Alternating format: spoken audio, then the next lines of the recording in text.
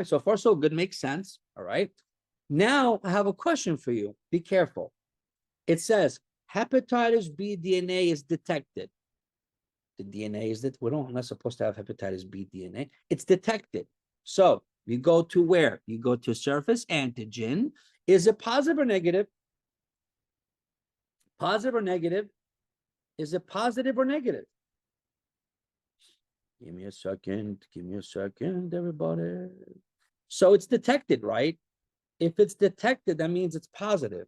It's detected, which means it's positive. Because a person has ALT, AST that are low means nothing.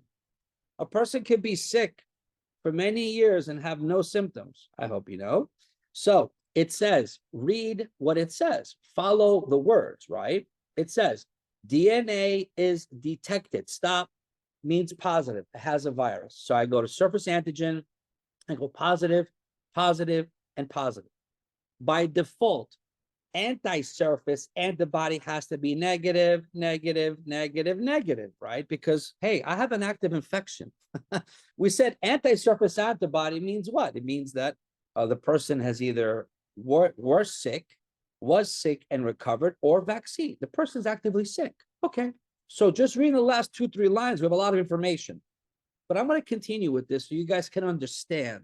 Me doing it, I know how to do it. I got to make sure you guys know how to do it, right?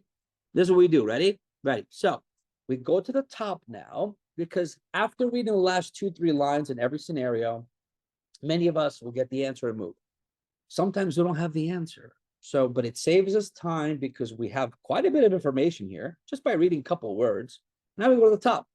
A 53-year-old man comes to you for annual checkup.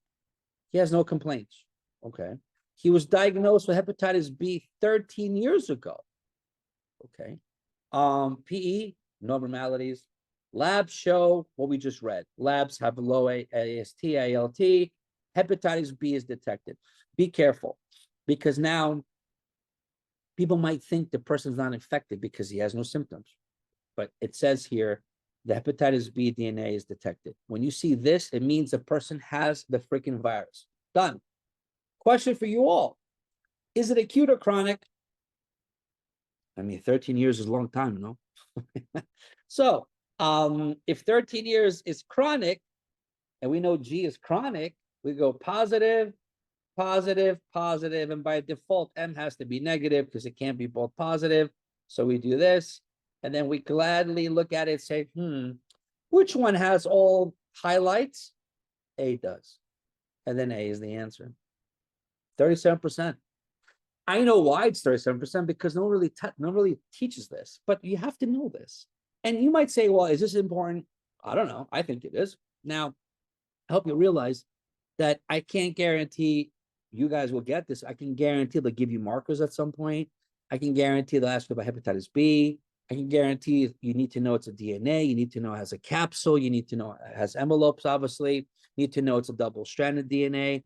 There's different hepatitises. The other ones are all RNA. So there's a lot of components they're going to ask you on. So why not learn this? Because they can get you on this on the actual exam, right?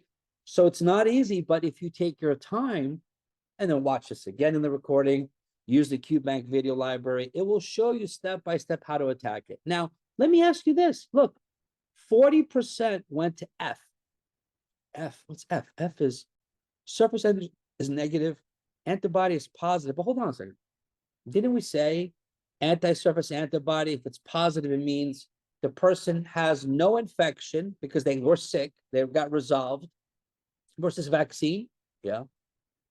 I think people, when they started seeing annual checkup, they started seeing no complaints, they started seeing no abnormalities, and they realized that the labs are normal to a point that the guy is not sick.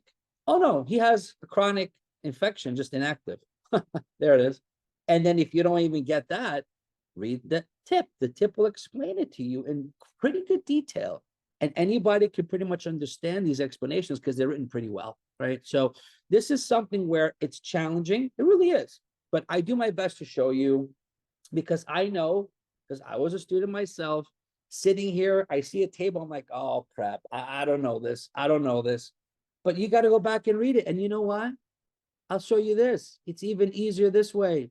You have your surface, you have here, ready, watch, you have hepatitis B surface antigen, right? Antigen. Check this out.